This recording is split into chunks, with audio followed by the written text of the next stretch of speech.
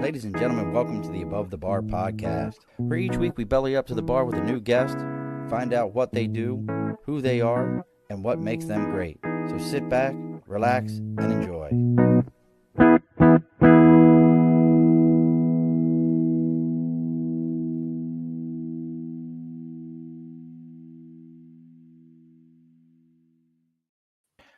Alrighty, folks, welcome back to the Above the Bar podcast. It's your host, Sean.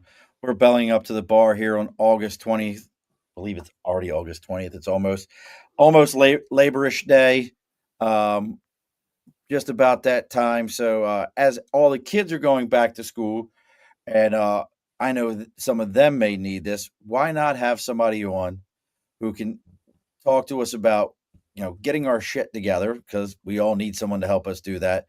And joining us all the way here from the long lost lands of the capital region of New York, we're going to be talking about when is the good time to actually go get an own personal coach.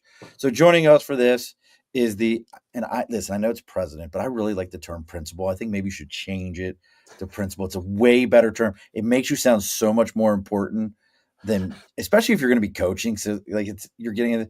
But either way, we'll talk about all those things. So joining us here from the capital region, I'm going to try not to butcher his last name, even though he just told me how to do it the right way. It's Mr. Steve Diloia. Close Did I enough. do it right? Close, good enough for government work. That's right. Here.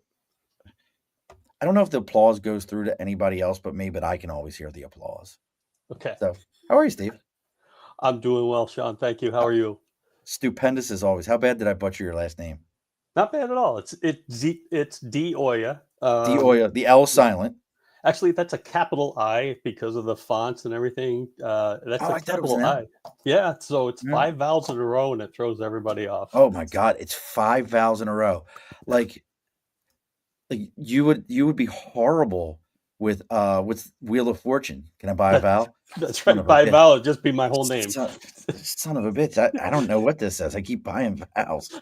Well, we're going to be talking about when is the right time to get a coach. Steve is an expert in this fact. Well over 20 years, almost 30 in the field. How many years?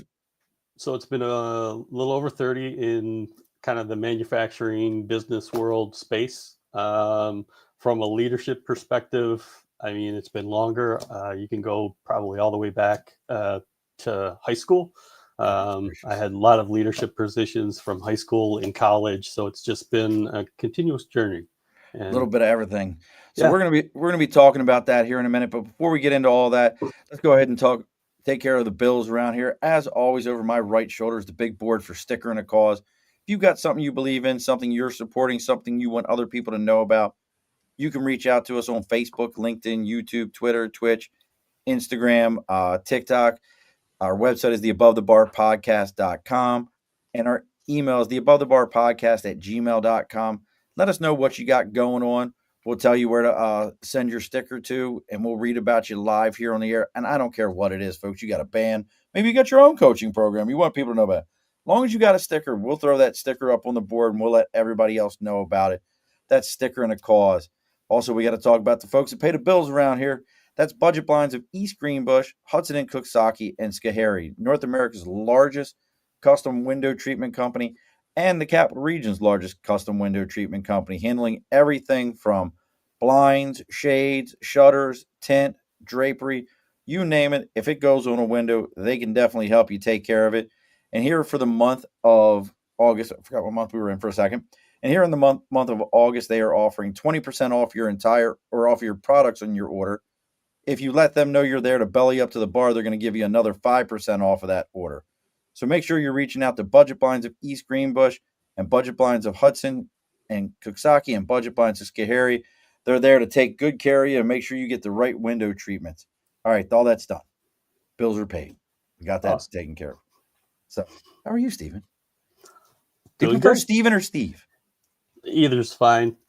Whatever you're comfortable with. It really doesn't matter.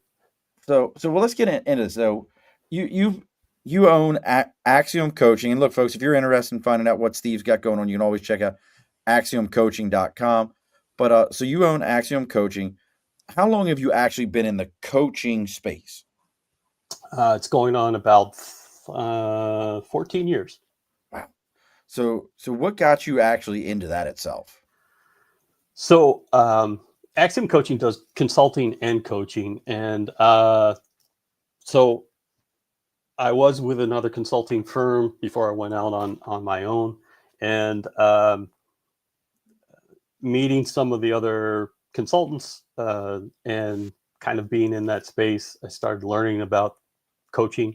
One of my dear friends from college that I've known for a long time, his sister is a marvelous coach, excellent coach.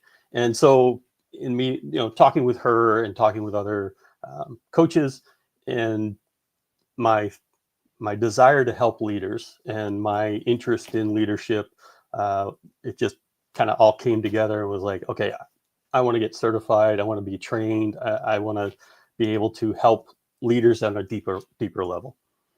Now, I want to pause you on the getting certified piece. I feel like I've had a lot of different coaches on here, and everybody's like, "Well, I'm certified in this system. I'm certified in that system," and there seems to be a lot of different systems out there in the coaching process. I listen to Brendan Bouchard almost daily. I really like the stuff that Brendan Bouchard has. How did you determine, like, hey, this is the coaching system that I'm going to get certified in and that I'm going to use for folks? Sure. It's it's called the Gestalt coaching methodology. There are Gestalt of Cleveland. There's one another training center on. They used to be on the Cape. They're around the Boston, Mass area. But what appealed to me to the Gestalt was that it's very much a holistic approach. And when we talk about holistic, we take everything into account during the coaching encounter. So we're not just listening to the person; we're observing the physical and the body cues and their physical, how they're holding themselves physically, and how they're coming across emotionally, either in the tone of their voice or just the energy that's coming off of them. We can all tell when someone's either angry, upset, whatever. So you're reading that kind of energy. You're also kind of reading the space in which you may be coaching. So obviously, it's going to be different if it's a virtual coach or if it's in a physical place or if you're outside in nature. That lends to a different atmosphere for the coaching. And then ultimately, you're also reading your own body language and what's going on with yourself. And that helps provide potentially feedback to the client that you're coaching. So it's just this holistic approach, being very present in the moment, being very present with the client. And I just really enjoyed that kind of methodology and thought process for the coaching. So now, and Orchid's been on the show. Thank you for that. She says that's incredible. I'm curious though. Did you look at other methods, or was kind of like, this is the one?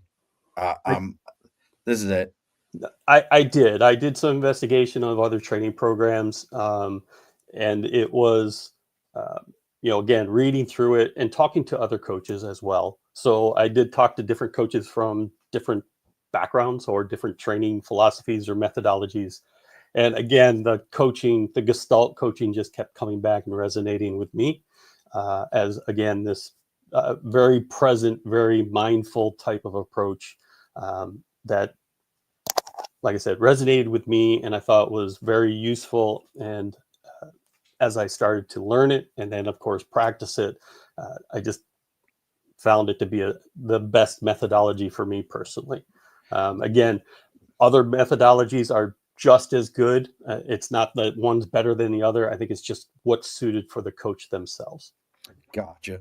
And I guess that also affects the type of clients that you're going to take coaching. Also, they have to thrive in that type of environment. Also, Yeah, and it really is more a coach, like the relationship. And I tell when I am in a coaching engagement, and all coaches should do this, is the first thing you tell your client is, look, the moment you don't feel this relationship is right or we're not connecting, I'll help you find another coach. And it's vice versa. If I don't feel that I'm connecting with you, I'm going to say, look, I don't feel the connection here. Let me find you another coach. So any good coach should do that because the client comes first.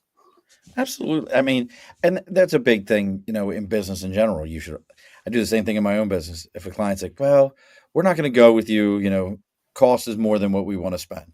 Hey, that's fine. I get it. I know who I am. But if you're going to go with somebody else, if you have questions, pick up the phone and call me. I'll tell you if they're saying happy and you heard me say glad, I'll tell you it means the exact same thing. I'd rather you do that than you miss out on an opportunity. And it's just being a good person at that point. Yes. It's called being. Guess what, folks? It's called being an adult. It's an amazing thing. It's super cool that way. Yes, and it's taking responsibility because, especially when you're coaching someone, consulting and everything, you can try and make the relationship work or something. But when it's coming to coaching, you're getting close to being a counselor. There's a very fine line between coaching and counseling. So you're really looking to help this person because typically when someone's coming to a coach, they're stuck in life. There's a barrier that they cannot get over the hurdle themselves. And so you really want to help them move on, to grow and get past this hurdle. And so if you can't do it, you want to find somebody that is going to help them move forward. So it's always the responsibility of the coach to make sure this is the right relationship. I can help this person and the person is comfortable with the relationship. If not, let me find them another coach that I know that can. Now, coaching is interesting to me because I guess I kind of feel like in the last, 10 years, it is really kind of rocketed. You go into any kind of a BNI group or a networking group or something like that. There's at least somebody who's like, well, I'm a personal coach. I'm a business coach. It's kind of like the insurance agent for a while there. You know exactly what I'm talking about, didn't you, Steve? Yes. Like I do personal injury insurance. Well, I do auto. Like it's kind of become that way. What sets a coach apart from what used to be around was you would go see you had a personal counselor, like you went to the local YMCA and that somebody had rented a room there and saw clients. Like how is the coach different from these guys who were counselors?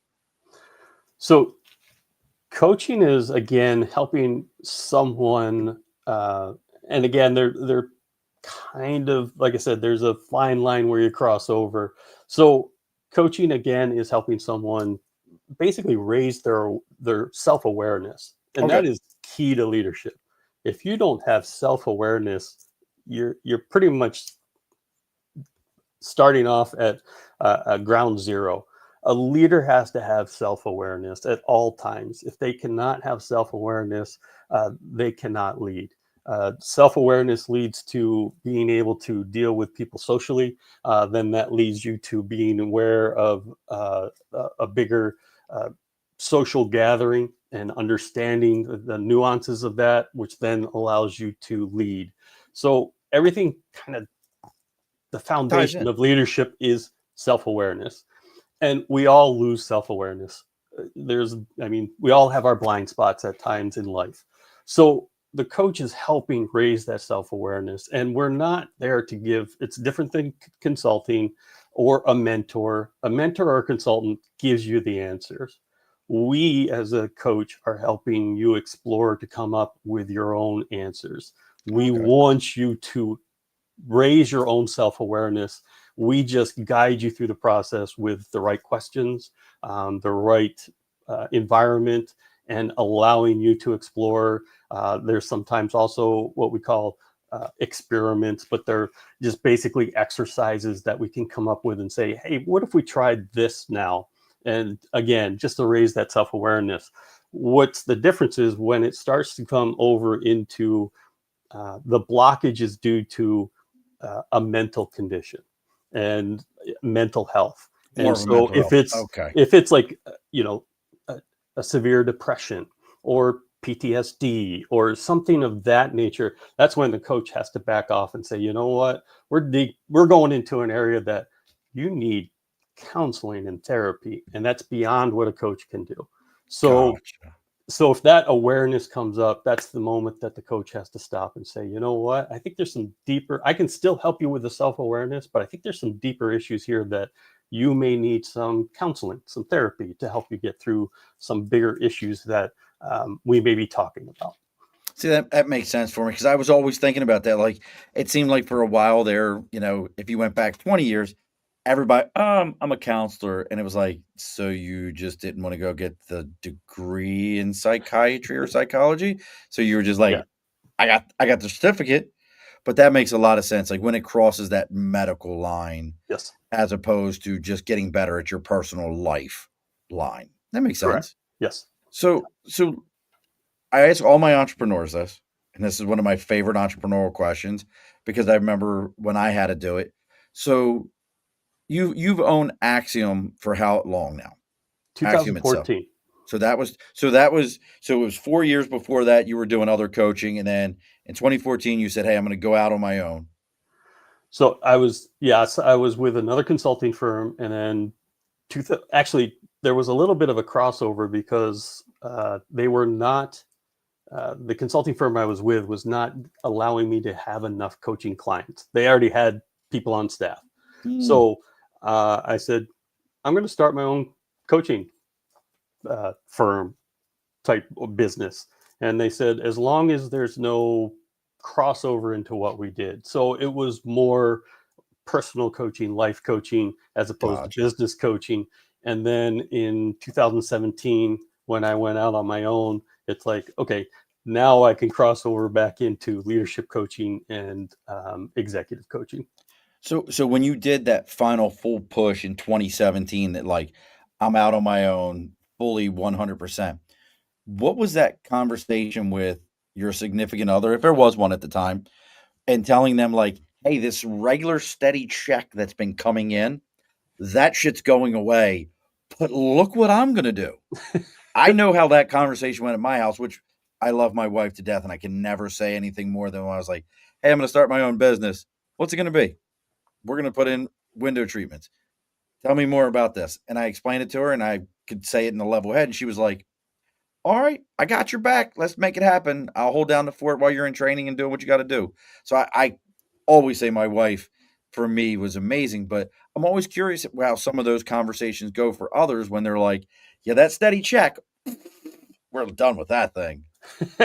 So my wife is very supportive. She's used to me doing crazy things.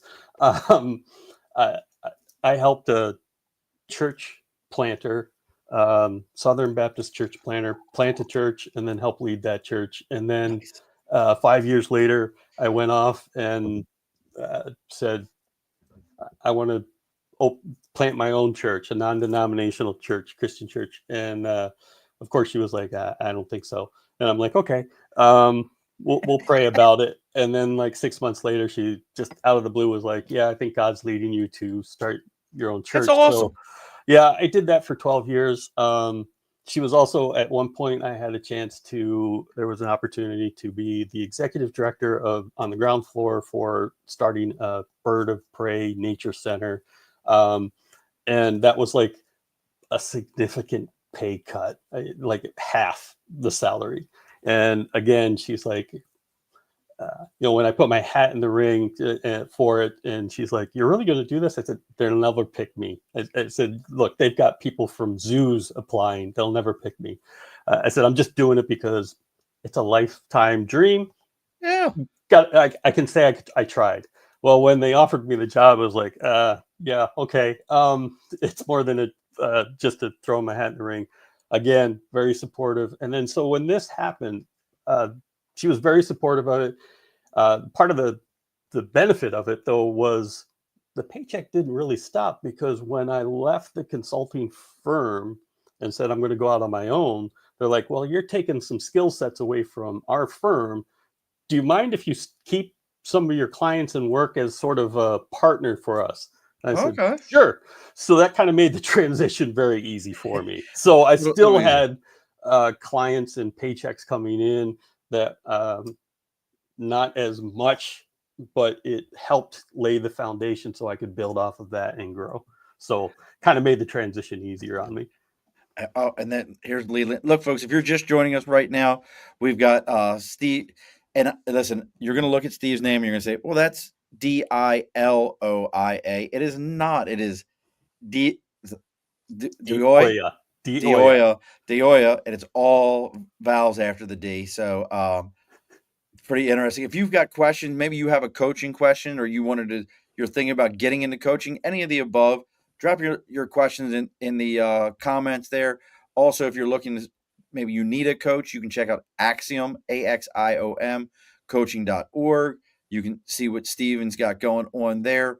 So let's kind of get it. Well, let me tell you about Leland real quick, because I hope Leland's still on. I've told you I'll tell you about Leland. I didn't know if he was going to pop on or not.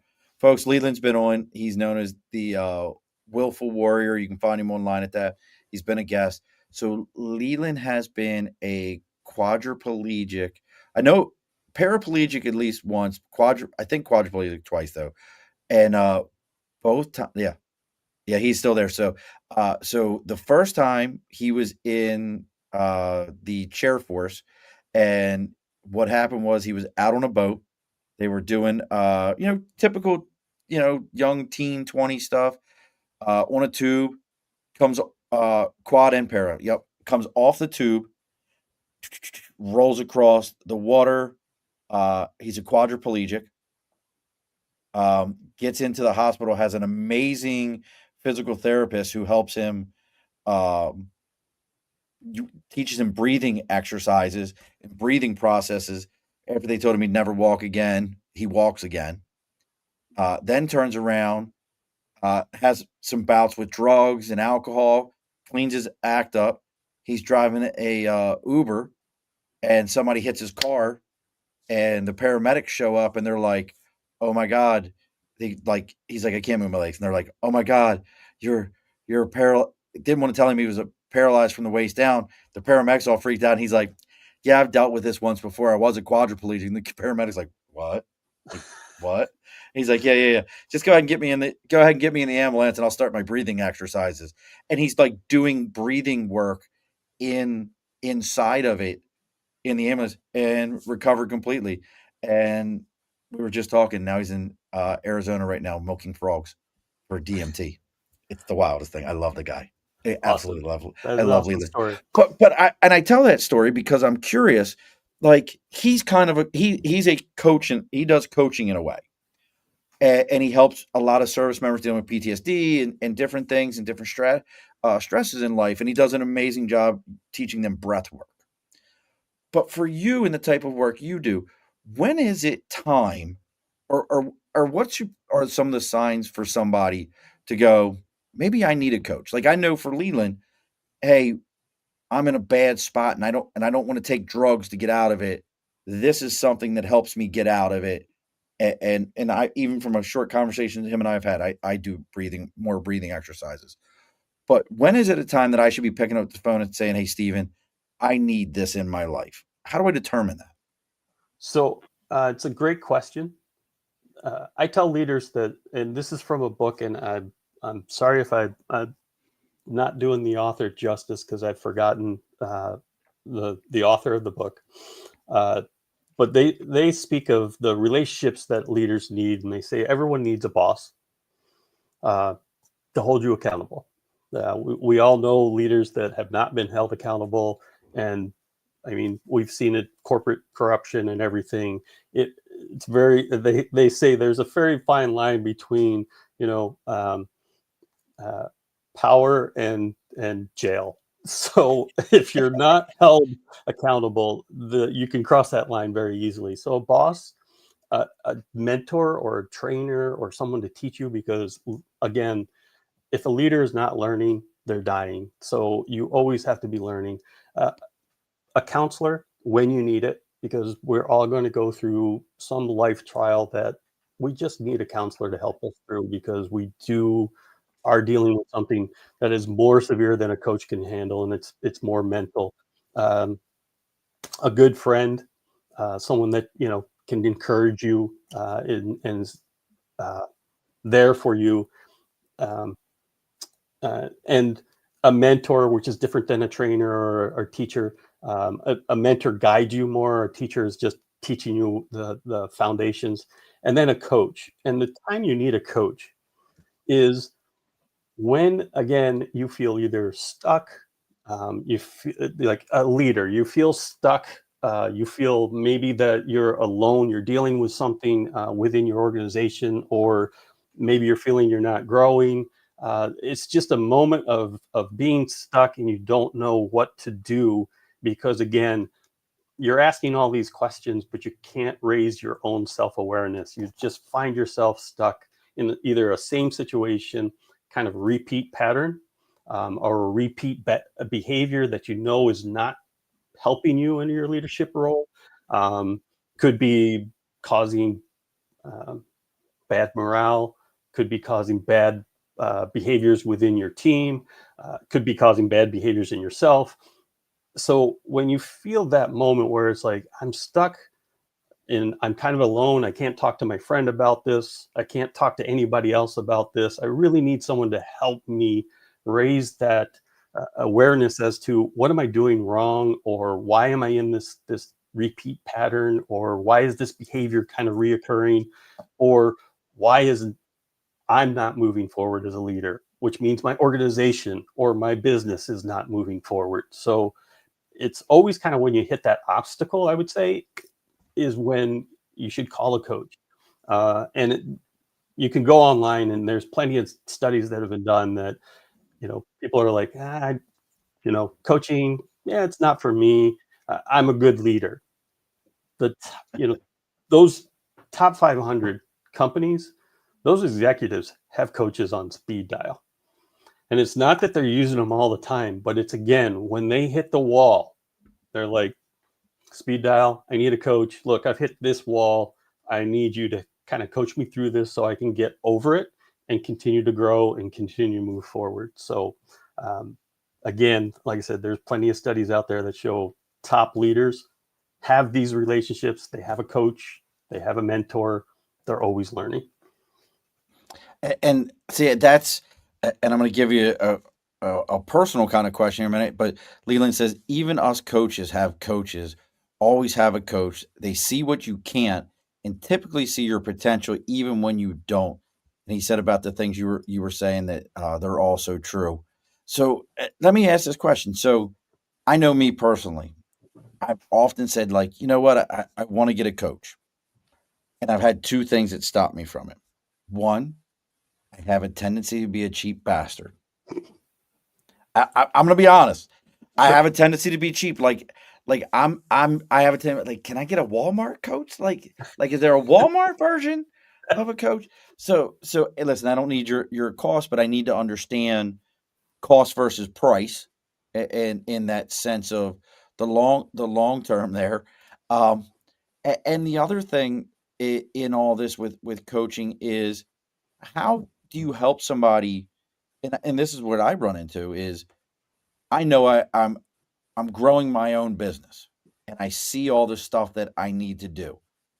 And then I think to myself, man, I'd love to sit and talk to a coach, but I don't have an hour to give you to talk to you and then spend, after I've just worked till 7, spend another 2 hours because you want me to journal about, what some other stuff. Like, I don't have time for that. That's 3 hours of productive time that in my mind is unproductive. So two questions. One is, how should people, understand that price versus cost? That's the first question. And then how do you set that time? So the price versus cost, again, like any business person, what's your return on the investment? So is it worth it to be stuck and struggling on your own and have your business potentially either start to decline, or the growth that you want, or whatever you're looking to do with your business not happen, or happen at a slower pace? It's no different than, like I said, bringing on a mentor or even just talking to a friend. It's, or, for some of I do a lot of manufacturers. They buy a new piece of equipment and it's like, well, we kind of don't have the money, but we need that new piece of equipment or we're not going to grow. So it's sort of the same thing. You're putting an investment in which the return on that investment will be down the road as your business grows. And again, you get over the hurdle that is slowing you down or stopping you from your growth as a leader and your organization. So that's number one, is the return on investment. The time commitment, again, is what's the return on investment for the time? Now, yeah, it's an hour. I'll tell you right now, I don't think I've ever asked anyone to journal. So you don't have to worry about that for Okay. me. So unless, again, the client is like, well, I think I want a journal. You're winning.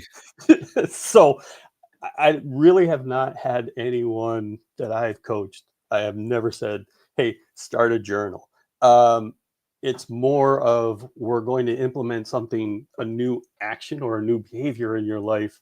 And then we're going to talk about how did it go. So if we meet every week or every 2 weeks, how did it go over the 2 weeks? How that new behavior, how were you successful?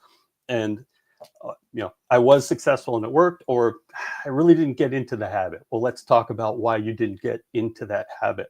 So it's more, again, with me and typically with most coaches, is let's change your behavior. So what are we going to do over the next, like I said, let's say if we meet every 2 weeks, what are we going to do over the next 2 weeks that's going to help move you forward and change your behavior? And like I said, I'm right there with journaling. I've tried it. I do it every now and then, but by the time I'm at bedtime, it's like, oh, I should have journaled today. No, I'm going to bed. I'm tired. So Exactly. I'm not going to force people to do something that they don't want to do. And that's part of the coaching agreement also. It's a relationship. It's a give and take. So the coach shouldn't be saying, you're going to journal. It's going to be, a coach should always ask permission. So again, I would ask somebody, hey, can we try an experiment? And if they say no, okay, we're not going to do that. I had a coaching session where somebody was very upset. Very strong. It surprised me because she's a very strong leader, very strong um, female, and very independent. And we were having a coaching session, and she was going through a lot of life transitions and issues. And she just sat there and was like, just on the verge of tears. And I just asked her, I said, so what's going on right now? Why are you on the verge of tears? And she said, because no one's here in my life. No one's supporting me. And so I said, do you want me to just sit here and be with you for the next 10 minutes? And she said, yes. And we sat in silence for 10 minutes. Wow. And I just sat there and I just said, I'm just going to be here. When you want to talk, you start talking again. And after that, she said, I haven't had that in months where someone just said, I'm going to be here and let me be quiet and let me just be in my own space. She said, too many people are demanding things from me, my family, all this stuff. She said, it's the first time I felt supported. So it's always, you try the experiment and you ask people what they want. If people want to journal, that's great. Then you can say, okay, journal over the next week. But you always, as a coach, should ask them permission to arrange and come up with something where there's a mutual agreement that you can come up with. Again, if a coach is telling you what you should do, that's not coaching, that's mentoring. That makes perfect sense to me. And look, folks, for those of you that are out there that are just joining us, Steve is I'm going to call you principal because I like principal. I told you I like that term Perfect. better. That's fine. I like it better than president. I like principal. Like when the people ask me, like, what's your company title? I'm like, principal. It sounds way cooler. I just say I'm either the owner or whatever, because the president is the legal part. When you fill out all the papers, like, who's the president of the company? Fine, I'm the president. So yeah, I do. I know. I'm the owner. You can call me principal, owner. I don't care. I like principal better. But he's the owner, principal, and president of Axiom Coaching. If you want to know what he's got going on, check out axiomcoaching.org, and it's AXIOM. If you have questions, comments, maybe you have experience with a coach and you left that coach and you want to know, like, hey, I still feel like this is something I need. How do I get back into it? Or, hey, hey, how do I make that determination of who should be my coach? And now, and it kind of, for me, runs into this. I know, like, if for somebody like Leland, if I wanted that spiritual side, I would reach out to him like, hey man, I need to get this going on. Is it okay to have multiple coaches? Which obviously it is okay, but like, how do you approach multiple coaches? And do you make sure they know each other? Like, is it a conversation like, hey, I'm building my team. I've got, Steven's going to be taking care of me from a business standpoint. Leland's going to be taking care of me from a homeopathic physical standpoint. Like, do you work them together, or is it more like, nope, there's a line of delineation? I think it's up to it's always up to the client how they want to handle it. But I think the better way to do it is to be forthcoming and say, I just want you to coach me. Don't worry about my personal life. I have another coach for my personal life. Just coach me on my business. Okay. And there is going to be, I mean, let's face it, there's going to be crossover, right? You can't separate completely your personal and your business life, no matter what position or what you're doing, whether you own your own business or whether you're working for somebody else. Your personal life is going to intrude into your business life. It's just going to happen. You have an argument with your significant other in the morning, you're going to go to work mad. So it's just going to happen. So I think it's the best practice would be to say, look, I have these other coaches for these other areas. And so that coach can say, if I'm just doing the business side of things, I can say, well, look, we're kind of treading now in this discussion's heading towards the personal side. Do you want to stop now? Or do you want to discuss what your other coach is doing so I can get an idea? And what direction do you want to go? It is always the client. If number one rule for coaching is if the coach is talking 90% of the time, they are not coaching. They're working way too hard. Coaching, once you understand coaching, I don't want to make it seem like it's easy. There is a lot going on when, especially like I said, the Gestalt, you're just bombarded trying to read everything that's going on in the room, the energy, like I said before, the energy, the way the person's holding themselves, even noticing like tics or habits.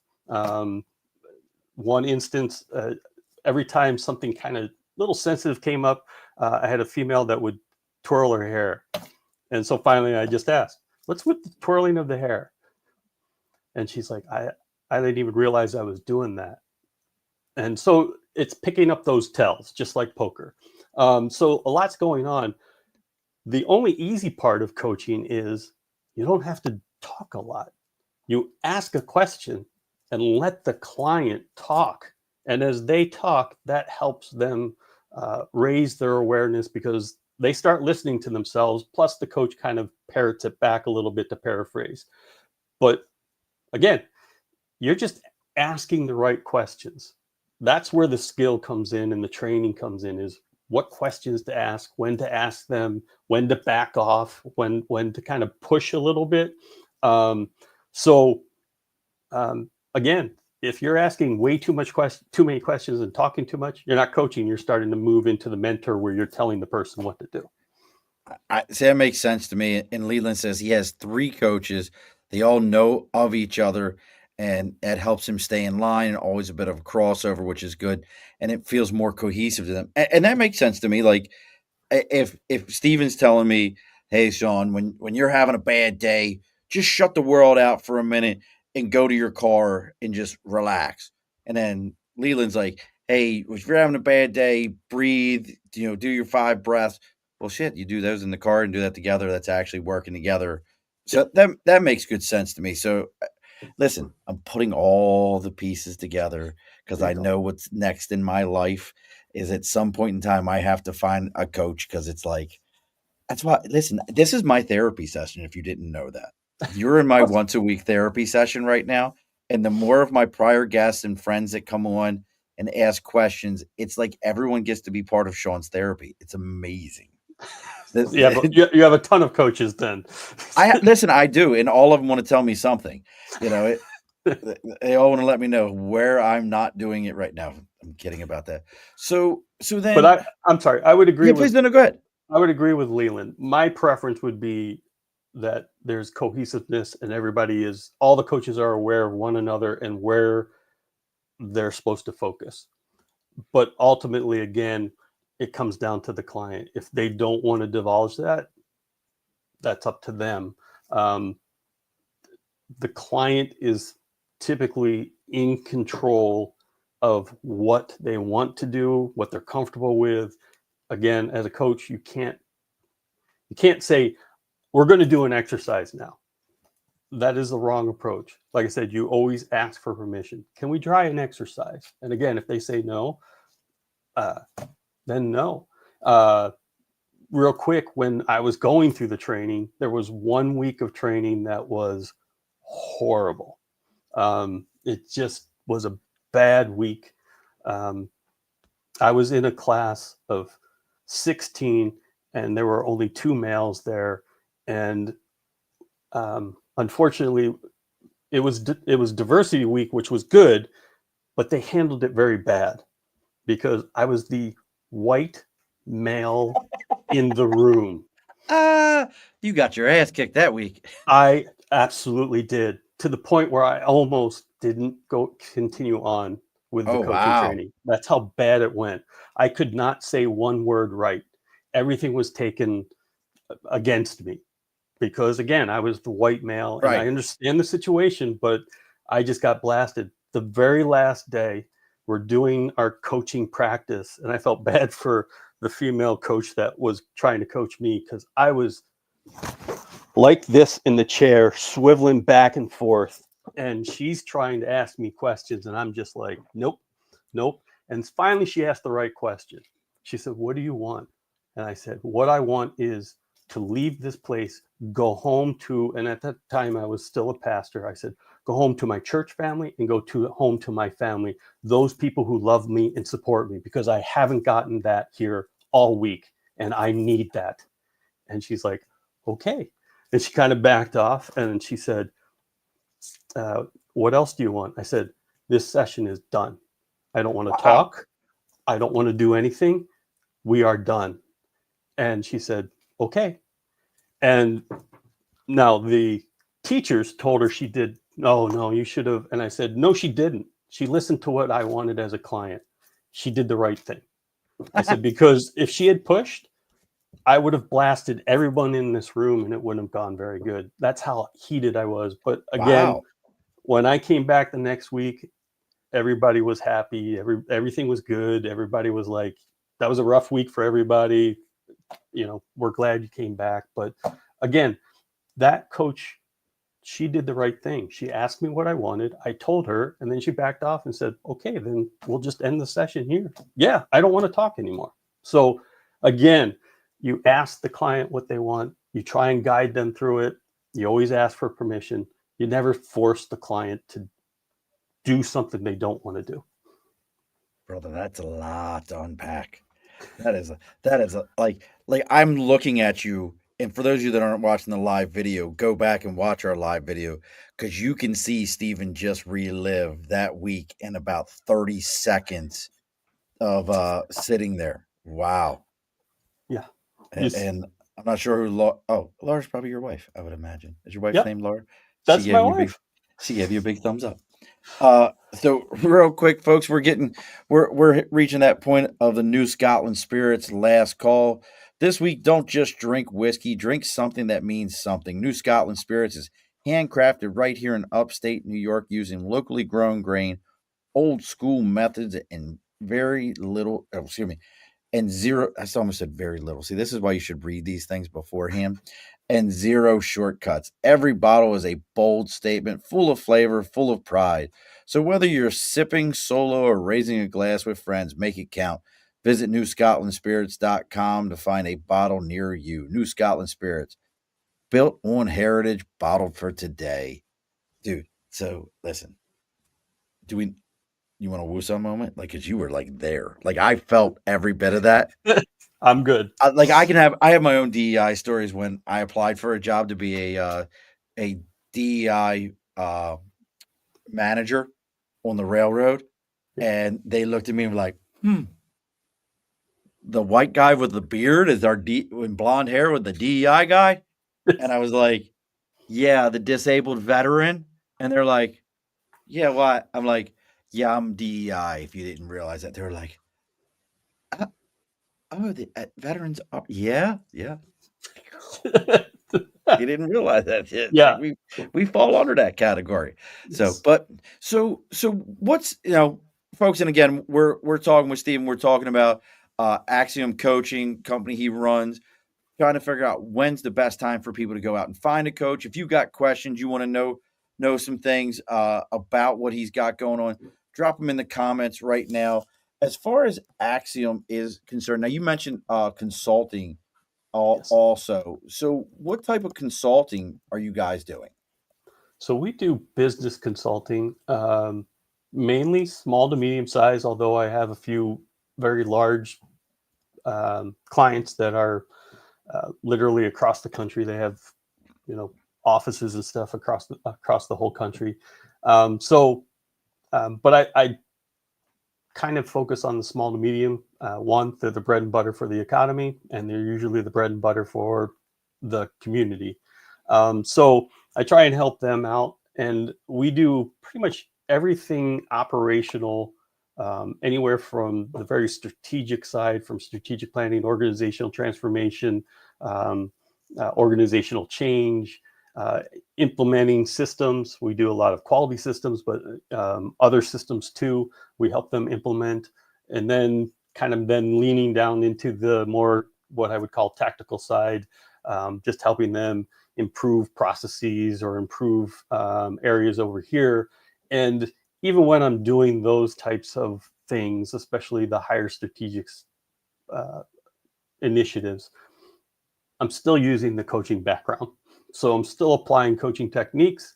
I'm trying to get them to come up with answers um, that are, suited for their organization. Again, even though it's a consulting kind of project or contract, I try and guide them as opposed to just coming up with the answers until they finally say, look, we don't know what we're talking about. Just give us the answer. In that case, then I will give them the answer. And I've had that happen. They're like, enough of the coaching stuff. Just give us the answer because we're completely lost. But and then we also do workforce development. We do a lot of training. We do leadership training. We do uh, high level, so executive leadership training, supervisor, mid manager type leadership training, and then anywhere in between, conflict resolution, um, change management, um, and then also training people to quality systems and quality standards and regulatory standards. So we do pretty much everything except accounting, because I don't even like doing accounting for my own business. So I'm not going to do it for someone else, and so we don't do that. And a lot of sales and marketing, we don't handle that. I have other partners that come in for that, and we touch on some HR if it's very kind of like high level HR stuff, like we need to do performance reviews. Well, I can help you set that up. The legalities and stuff, again, we back off. We have partners that can come in and know all of the legalities and um, government regulations and things for HR. So we're really heavily the whole span of operational functions for a business. And again, that could be a service provider, a manufacturer, retail, food manufacturers, food providers. We run the gamut. Now I'm looking here on your site, and again, folks, if you think any of this makes sense to you, Axiom, uh, axiomcoaching.org. Uh, what am I getting out of a 30-minute meeting? Let's see, you got 31 hour, 2 hour, 4 hours is called we're dating. You know that, right? Like we're having a 4 hour meeting. We're dating at that point. So So we'll back up, and so the 4 hours are typically for the clients that are virtual. So they want to book a 4 hour where we're actually doing work. We're working on the contract. We're either working on a strategic plan. We're doing some kind of work. That's what a 4 hour block is for. 1 hour, that's either a coaching session or it could be we just need to have a meeting on the project or something like that. A half an hour is typically for somebody who maybe just wants a half an hour coaching, because that's all the time they can afford during the day. It's not as effective as a full hour, but we can get stuff done in a half an hour. Absolutely. Yes. There you go. That is me. I need you available at 7:30 in the morning for 30 minutes. And during that time, I will probably be eating cereal and drinking my cup of coffee, because that's I would about be my doing the same. I'll be right there with you, We're- drinking my tea and eating my breakfast with you, and we could have a nice conversation. So, that's it. but 30 is for either the short.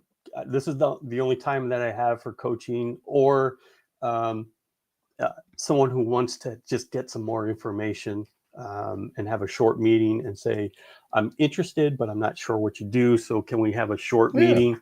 And after that, it may be, okay, let's have an hour-long meeting to explore it further and discuss maybe, me hiring you or something like that. So hour is just there for people for short meetings. Makes sense. For podcasters, if they want to call, do that preliminary call, or let's talk about that for a second. Steve. Yeah. So first off, Laura, if you have any funny stories you want to type in about Steve, let me know now. Now's your chance. No. Now is your time. Now is your time. So I get that all the time. I want to talk, like, I'm putting a PSA out right now. I get people all the time. And even you were like, hey, we'll meet before the podcast. I don't meet anyone before the podcast. Do you know that? Did you realize that? I didn't. You know why? Why? Because I love being just as surprised as everybody else. That's awesome.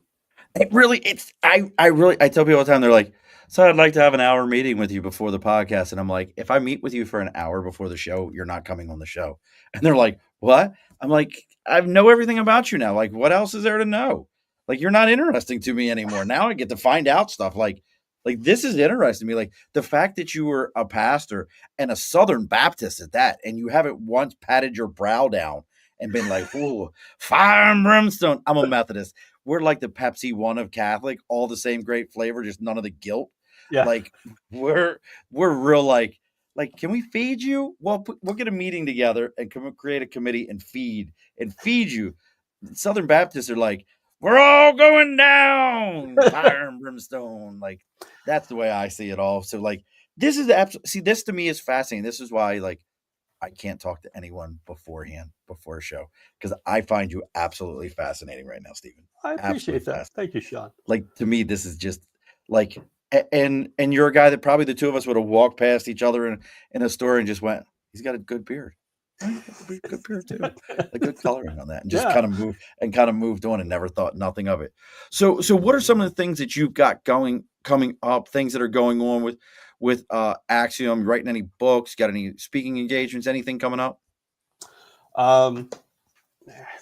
So speaking engagements, I don't have any coming up right away. Although I've got, again, those half-hour talks. I've got people that are meeting with me, and we're discussing potentially either speaking at their organization or something. I'm also working with my marketing director, who Christine.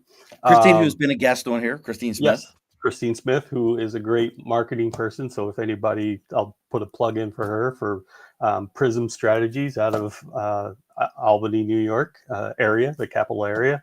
Does a great job for marketing. She's helping me set up, and we're thinking of holding our own events. So we're planning those right now. Like I said, everything's kind of in the planning stage, unfortunately. So I don't have anything potentially coming up. But when we do, there'll be, I'm sure, plenty of stuff on our social media, on the website and everything to announce those events that will be coming up and I'll be speaking at. There was one that was planned in October, and that organization canceled their whole event. So it was like, oh, okay. Oh, so thanks. Yeah, but we'll fill it with something else. Like I said, I've got other people that are interested, and we're also thinking of holding our own. And there's also a couple of coaches and consultants locally that we've been talking of. We should have our own type of event here in Buffalo where we have Is it snowing there yet? Pardon? Is it snowing there yet? No, it rained today, but it's not snowing yet. We Any still day have now. a good maybe month before the snow. Like a week or two, like a couple days. Yeah. It snows. And the worst part about snow in Buffalo, folks, not to make a left turn here, is it only snows in Buffalo. You get past Buffalo train station and get on into Niagara Falls, and there's no snow. Come back into Buffalo, and then there's 40 feet of snow. Get on the other side of it, and there's nothing again. We're in the snow band. I live in the south towns in the snow band, so we get plenty of snow. Which town are you in? Orchard. We're on the border of Orchard Park and West Seneca. We're like 5 miles away from the stadium. I used to work for Amtrak, so I used to run that line and be like, fucking snow everywhere. Snow everywhere. Any goals for like maybe a TED Talk or anything?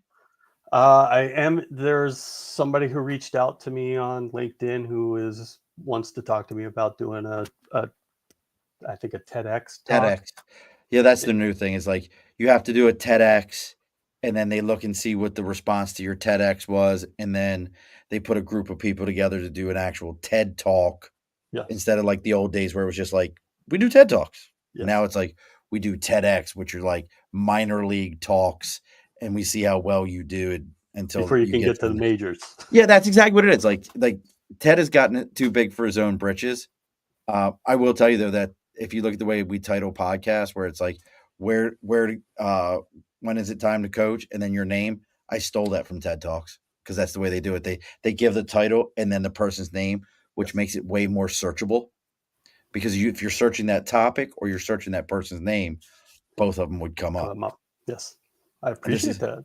You're smart. Yeah, listen. Why reinvent the wheel, right, dude? I talked to a guy a long time ago, and he was like, "Yeah, look, man, stop trying to reinvent the wheel. Like, go with really, really simple stuff and go from there." I'm like, makes perfect sense to me. Well, look, folks. Well, let's do this. So Nate's not on. I don't know where he's hiding at. He's probably seeing how many kickers he can pick in the first round of our fantasy football draft that's coming up. But Nate, he hates it when I say, dude, you have no idea. Like, he sends me the most angry text messages afterwards. And like, he's like, I don't do that. Shut up. I hate it. I'm like, Nate, you took 12 kickers in the first 4 rounds of the draft. He's like, I did not. I'm like, dude, I just said 12 players in 4 rounds. How the hell would that be possible? He gets so mad at me. But real quick, but he has always asked this question, so it's one of my favorites. After a big win, maybe you coach somebody into a very successful situation, anything like that, and you are up there. So maybe I should have asked it in the way if it's Anchor or Duff's. But what is your go-to after a successful coaching session meal? Wow, that's a really good question. For me, if I were to be honest, to celebrate, and my wife can confirm this, it'd be between 2 things. If I'm tired and I'm worn out and everything, pizza. I could eat pizza 3 meals a day, 7 days a week. Never get tired of it. But if it's a true celebration, it's going to be bourbon on the rocks, New York strip, a salad, and a baked potato. What kind of dressing? Thousand Island, because I'm unfortunately Italian, allergic to garlic. I know that's weird. I always tell people it's Sean Patrick Murphy, but my grandmother is Dartia Maranto, and great grandmother was Rosa Valenciano. Nice. And I grow my own garlic. Forget that. Like, dude, I grow my own. Like, so you can't even eat onions then, can you? Most people that are allergic to garlic can't eat onions. I don't have the reaction, but it does bother me. So onions are out also. Yes. Yeah, like that. That's how you can really tell when people are like, I'm allergic to garlic. You're like, yeah, but you're eating 4 onions right now, so you're full suit. Yeah, real. Wow, that's a completely left turn we just made there, folks. Sorry about that. No, that's all right. But that would be my celebration meal: is a good New York strip and some bourbon and salad and a baked potato. There you go. Oh yes, that's a good selection. Very And this good. is this is a barrel select, Yes. Elijah Craig. So a friend of mine from an organization I belong to, she owns a liquor store, and they've got 4 barrel pours right now. Elijah Craig, 1792 Whistle Pig, and God, what's the other one? I think I have it. Yeah, Whistle Pig and another one. Like they have like 4 different ones, and I'm like, I want the 1792 because I've just never had 1792, and everybody's like, that's an amazing pour. So That it's on that my is list. that is Angel's Envy is a good one too. If you've ever Oh, had that. it's Um, it's under here somewhere. I have a bottle of Angel's Envy under the bar here somewhere. Well, and from I'll out I'll email you a couple other ones that are some here's one from just out your. I believe it's out your way. was that Button. It's a yes. black button I have not tried theirs, but yes, they're out this way. yeah. Absolutely. And New Scotland's right here in the capital region. I'm going to try that. Once I heard your advertisement for them, I'm going to try them. Yeah, I can find my bottle. There you go. Nice. Yes. And what they do is they make an actual Empire rye. Have you seen that before? No. So that's a thing where people talk about Kentucky bourbons. Yes. I know we're a little bit over time. Hopefully, you got a couple minutes, but people Yeah. talk about Kentucky bourbons, and it's got like all the rules to be considered as a Kentucky bourbon. Well, New York has Empire Rye because rye is a New York grain, Sure. so they actually have an entire laid out like for this to be considered as a Empire Rye, a real what we would consider as for us is going to be a real rye. It has to meet these requirements, and it'll have a sticker on it that says Empire Rye. That's awesome. Yeah, That is awesome. yeah, I will have to try it. yeah, it's absolutely amazing, amazing, amazing stuff. Well, look, folks, again, make sure you're going and giving Steven like, shares, follows, all those things, checking out his website. If you're first time finding us through him or him through us, make sure you're giving us a like, share, follow. I know it sounds cliche, like all your kids' videos and all that, but trust me, it really does work. It really does make a difference in our lives. So, regardless of where you found us at, make sure you're doing all those things. Next week, we have on Miss Jackie Dionist. I'm probably pronouncing her last name wrong. I butcher last names, bro. I don't mean it. I don't. It's funny, like if you hear me and my wife talk, she butchers like words, like adds in letters and removes letters like all the time. I'm like, what the hell are you saying? But then somebody's like, gives me a last name, and I'm like, Smithai? They're like Smith. I'm like, shit, I don't know. I just can't do it. It's just something about last names. But Jackie is a published artist. She's done 6 books. They're out on Hulu and Amazon. She's got a 7th book coming out about her grandparents' romance during the Second World War. Uh, her grand uh, her grandfather was in the Navy. Was part of some of the final runs in Japan on the USS Daytona, uh, known as the Dauntless D, and actually worked for General Halsey himself. That was the same group, the Missouri flagship in the Third Fleet. They had a big romance, so it ended up when it was all said and done. She's got like her own kids. She raised single mom, raised 3 kids, wrote these books. She's a photographer. So we're just going to be talking about, how she got to this. She interviewed 100 different sailors at the USS Dayton reunion just to get their stories and all these different things. So we're going to be talking about that next week. Again, folks, if you're just finding us, just joining us every Wednesday, 8 p.m. Eastern Standard Time. We're on every platform that you could imagine to find us. So make sure you give them that like, share, and follow all those things. Now, Stephen, I think this is episode 297 or 298. So I know you have indulged yourself fully in all of it. Like you've just listened to everything. You're fully immersed. But just in case you've forgotten any of the elements here, I'm just going to remind you and don't log off afterwards. I always feel like I need to say that. Don't ask me why. Only because I had a couple guests that logged off right afterwards when I'm like, hey, I need to talk to you. It's the dude that drives me absolutely bonkers. I'm like, hey, I just want to talk like for 2 minutes. Like if they log off right as soon as I'm done, I'm like, fuck, you hated this, didn't you? Like, this was not fun for you. I had a good time. And they're like, click. I'm like, oh, Damn, my bad. So don't log off on me afterwards, please. No problem. But the guest always gets the final word. So what's our final word tonight, Stephen? I would say that final word is, if you're thinking of coaching or thinking of getting a coach, or really don't think you need a coach, have a self conversation with yourself. Just look that inner dialogue and say, am I stuck? Am I moving forward? And if the answer is I'm stuck, then seek the help of a coach. Just even if it's just most coaches will sit down for the first hour just to have an exploratory discussion, not even charge you, just to see if the relationship is working and there's a good connection. So just try it and see if it will help you. And again, don't be afraid of it. And again, it will help you get unstuck. So just, if you want to be a good leader, you need those relationships I talked about. And one of them is a coach to help you get unstuck and help raise your awareness. As Leland said, coaches have coaches. We believe in our own stuff. So we have coaches. So I recommend it highly. And I think you'll find a lot of value out of it. Alrighty, folks. Be sure to push your stool in. This has been a Second Front podcast presentation found on Apple, Spotify, and wherever podcasts can be found.